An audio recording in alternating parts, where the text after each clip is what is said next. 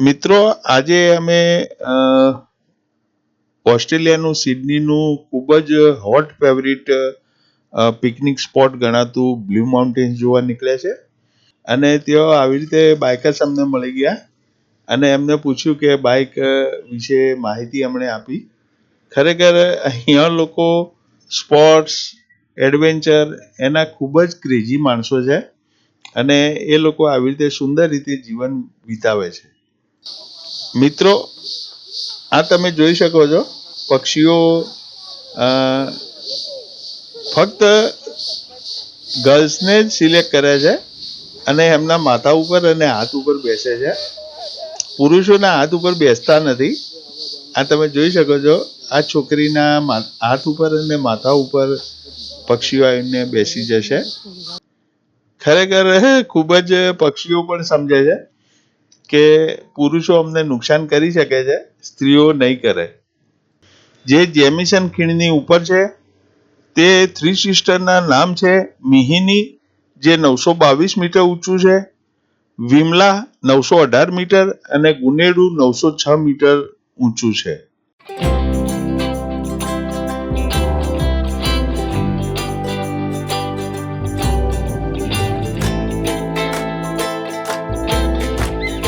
મિત્રો, મારી સાથે અકબરભાઈ છે.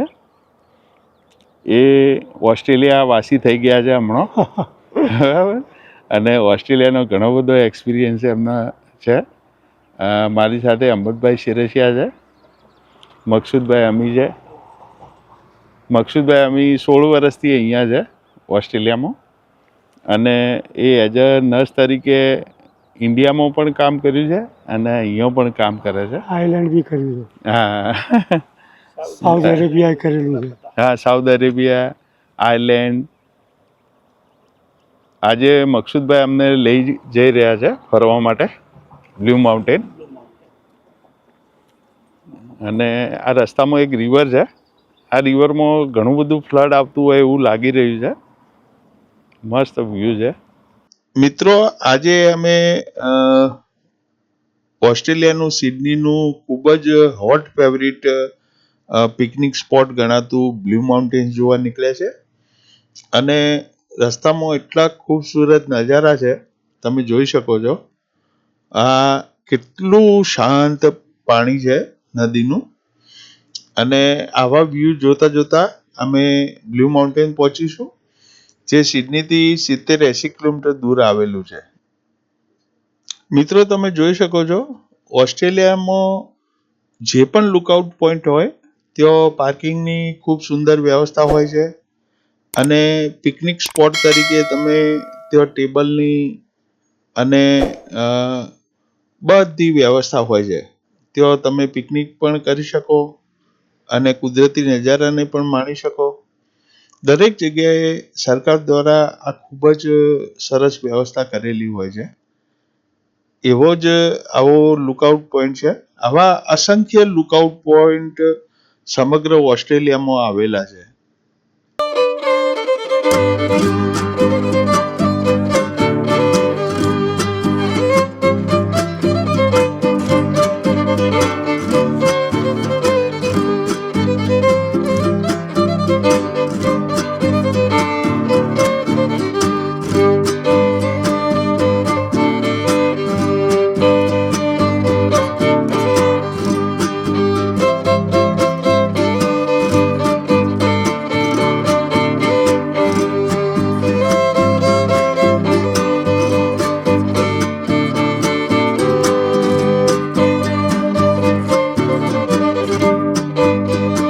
અંદર આમ જુઓ તો ચાલવાનું બહુ છે, ઘણું બધું ક્લાઇમ્બિંગ છે.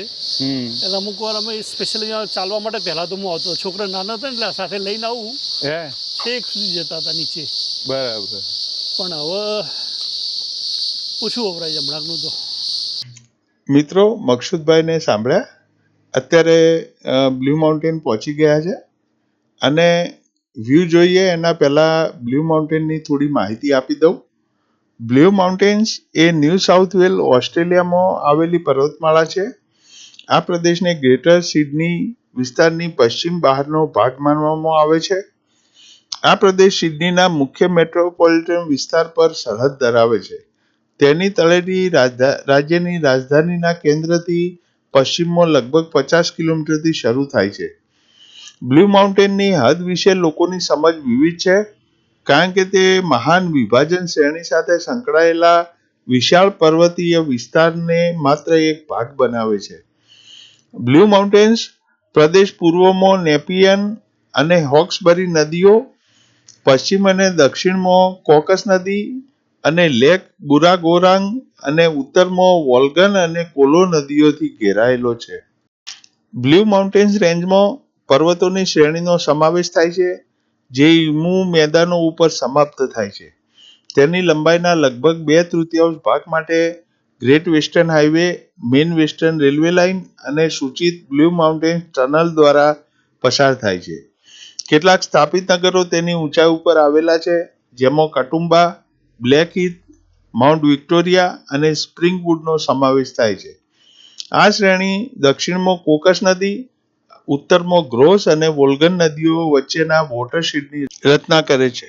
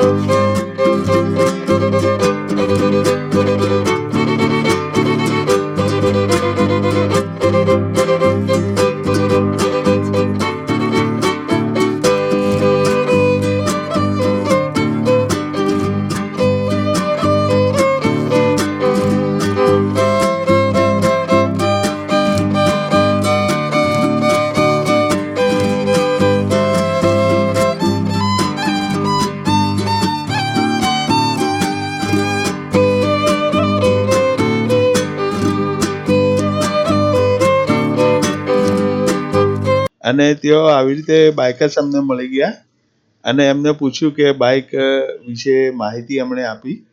ખરેખર અહીંયા લોકો સ્પોર્ટ્સ, એડવેન્ચર એના ખૂબ જ ક્રેઝી માણસો છે અને એ લોકો આવી રીતે સુંદર રીતે જીવન વિતાવે છે. મિત્રો, આ તમે જોઈ શકો છો, પક્ષીઓ ફક્ત ગર્લ્સને જ સિલેક્ટ કરે છે અને એમના માથા ઉપર અને હાથ ઉપર બેસે છે. પુરુષોના હાથ ઉપર બેસતા નથી. આ તમે જોઈ શકો છો, આ છોકરીના હાથ ઉપર અને માથા ઉપર પક્ષીઓ આવીને બેસી જશે. ખરેખર ખૂબ જ પક્ષીઓ પણ સમજે છે કે પુરુષો અમને નુકસાન કરી શકે છે, સ્ત્રીઓ નહીં કરે.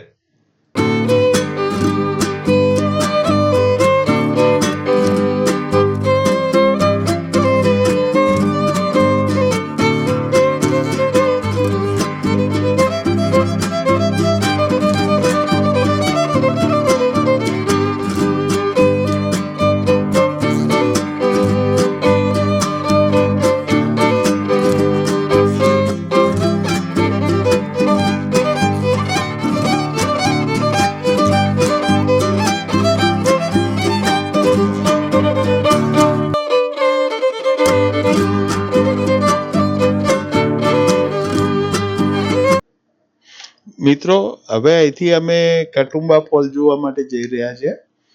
કટુંબા ફોલ એ કટુંબા વિલેજના જોડે આવેલો એક સુંદર ફોલ છે અને ચોમાસામાં તો એની ખૂબસૂરતી ખરેખર જોરદાર હોય છે. અને એ કટુંબા ફોલ અત્યારે તો એકદમ નાનો જોવા મળશે, પણ ખરેખર ખૂબ મજા આવે એવું સ્થળ છે.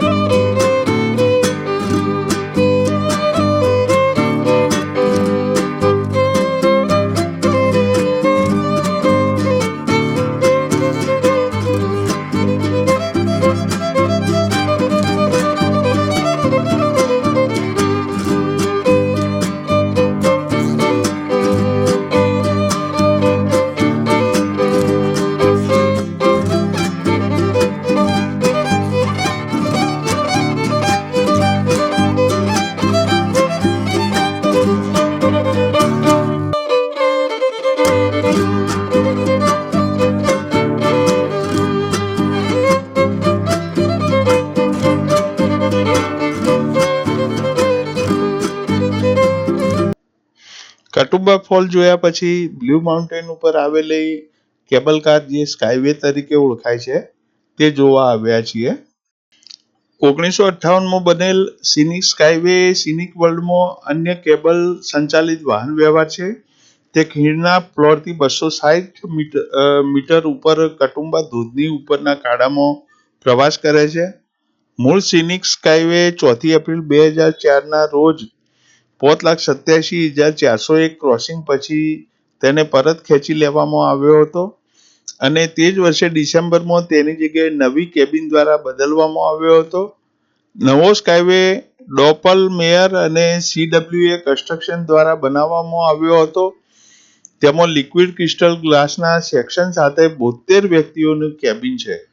જેમ સવારી આગળ વધે તેમ ફ્લોરના ઊભા થયેલા ભાગને તે પારદર્શક બનાવે છે અને નીચેનો વ્યૂ ખૂબ જ સુંદર રીતે જોઈ શકાય છે. નવેમ્બર 2005માં સામેના ખડાક ઉપર બીજું સ્ટેશન ખુલ્યું, જેનાથી સ્કાયવેના મુસાફરો નીચે ઉતરી શકે અને નજીકના ઇકો પોઈન્ટ સુધી બુશ વોકિંગ ટ્રેલને અનુસરી. મિત્રો, અત્યારે અમે આવી ગયા છીએ એક લુકઆઉટ પોઈન્ટ ઉપર, ખૂબ જ હાઈટ ઉપર આવેલો છે અને ત્યાંથી આખી બ્લુ માઉન્ટેન રેન્જ અને થ્રી સિસ્ટર્સને જોઈ શકાય છે.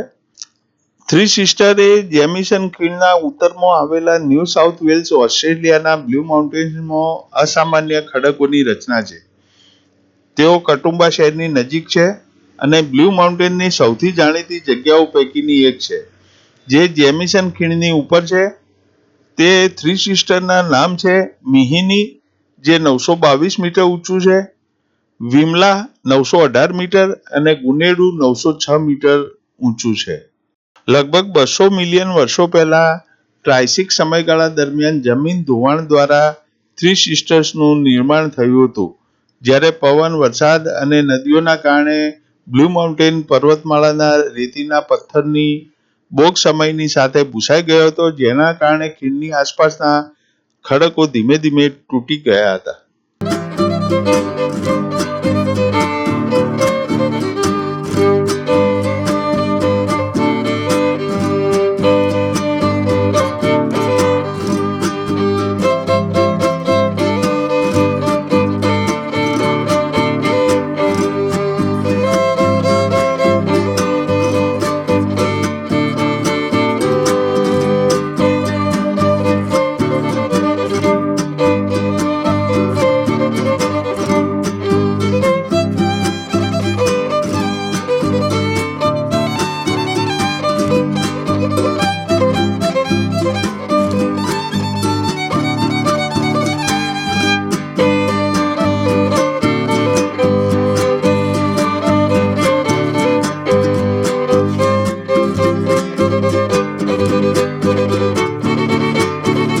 લુકઆઉટ પોઈન્ટની બાજુમાં જ ઇકો પોઈન્ટ આવી ગયા છે અને અહીંયા તમે જોઈ શકો છો અવાજ લગાવી છે, પરંતુ એટલું રિફ્લેક્શન નથી આવતું કારણ કે અત્યારે વિન્ડ ખૂબ છે અને બધાનું કહેવું એવું છે કે વિન્ડના અંદર આનું રિફ્લેક્શન જોવે એવું આવતું.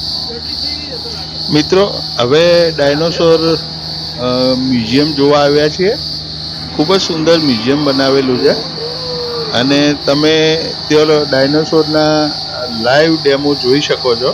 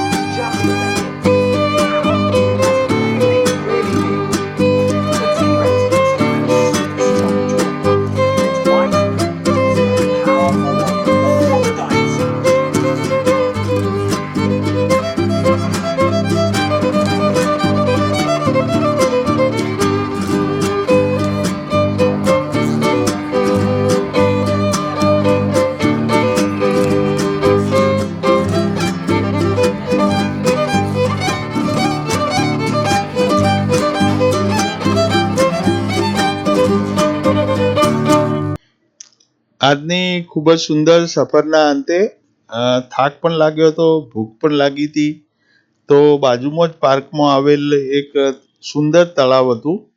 તે તળાવના કિનારે પાર્કના અંદર અમે બેઠા છીએ અને ત્યાં પેટ પૂજા કરી અને હવે ઘર તરફ પ્રયાણ કરીશું. આજનો દિવસ ખરેખર ખૂબ જ સુંદર રહ્યો અને ખરેખર ખૂબ જ મજા આવી. મળીશું ફરીથી નવા વિડીયોમાં. મારા વિડીયોને લાઈક કરજો, શેર કરજો, સબસ્ક્રાઈબ કરજો અને કોઈ પણ સૂચન હોય તો કોમેન્ટમાં જરૂર લખજો. Bye bye, Tata.